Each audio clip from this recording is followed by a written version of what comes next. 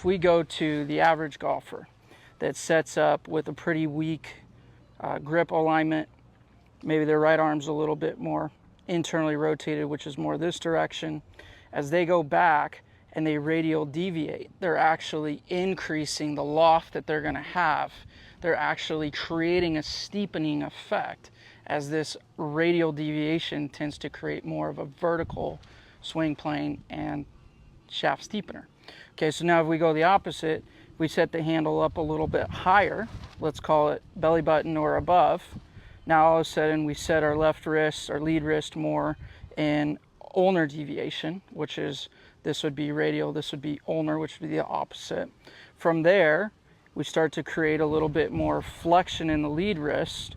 We create a little bit what's called dorsiflexion in the trail wrist, which is, instead of the wrist working more up and down, it works more like a ship rudder or a paddle.